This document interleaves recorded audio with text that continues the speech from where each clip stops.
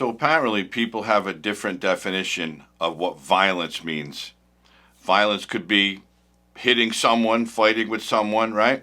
Or violence could be destroying property, lighting fires, and just overall causing damage. Well, this clip right here is what I call violence. Have a look. Here's a report from Fox 5 in Atlanta over the weekend. Police arrested 6 people in the violent protest that left several buildings damaged and a police car destroyed after it was set on fire.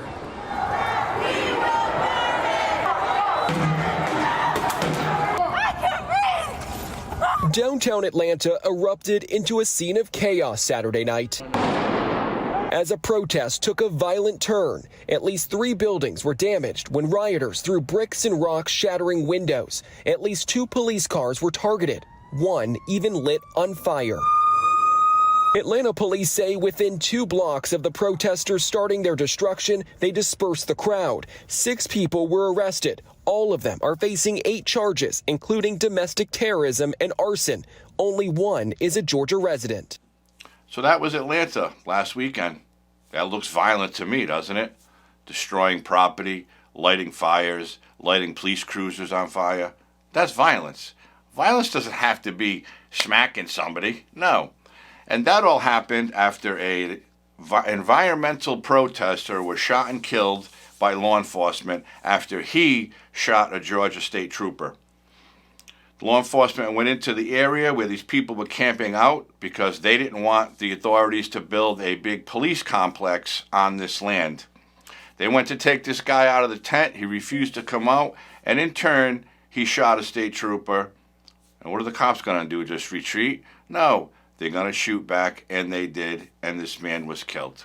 Sad? Yes. Justified? Yes. The people were not happy, so what'd they do? They called in Antifa. You know Antifa, the Democratic Party's ground troops. When something goes wrong, they call them in. George Soros sends them a few $1 million. This is what we're going to do. Get on planes, get on buses, converge on an area, and destroy it. And that's what they did. That is violence. That's extremism. And that is wrong. So a guy named David Peisner, who calls himself a freelance journalist, went on CNN to talk about what was happening in Atlanta. And according to him, that's not violent. Burning buildings, breaking windows, burning cars, police cars, that's not violent. I'm sorry? That is a definition of violence. Have a look at this clip. There's a real blurring of the lines in the use of the word violence. Is property destruction violence? To some people, it certainly is. But this idea that breaking windows or other acts of property destruction are the same as actual violence against humans it's kind of a dangerous and slippery concept. You keep using these words, violent, violent, violent, violent, and it gives the impression, the only violence or the only acts of violence against people that I saw were actually police tackling protesters. And there he is. Old David Peisner says that they're blurring the lines using violence, and that's a dangerous and slippery concept. And the only violence he saw, because he was there, because as far as I'm concerned, he's part of Antifa. He's not a freelance journalist. He's an Antifa extremist who goes around to all these riots or protests, they like to call them. The only violence he saw was when police were tackling protesters. Now, what are the police supposed to do? Just stand by and let these people destroy public property? No, they're going to try to arrest as many of them as they can, and only 6 were arrested. But according to authorities, they're being charged with domestic terrorism because that's what it is. That is violence. So I think Daniel needs to do a little more research and look up what the definition of violence is. Because if you're going to go into an area where you don't belong And you're not even from there, because one of the 6 arrested was the only person from Georgia. The other 5 were from God knows where. But again, they came in to join the mayhem. Breaking windows, burning vehicles, causing destruction, that is violence. But CNN had David on because CNN doesn't think that's violent either. They think it's okay because, after all, a man was killed by law enforcement. A man that shot a police officer was killed, yes. And did he deserve to die? I don't know. He should have never fired his weapon, probably illegal, at the police. He should have just came out and left the area where he did not belong. This is state-owned property. They're building a police training complex, and these protesters did not belong there. So they were going to go there, they were going to camp out, they were going to hug the trees, and everything was going to be okay when it's not okay. And all these leftists, these extreme protesters, call for more police training, new police training. Well, what's a police training complex for? It's to train the police.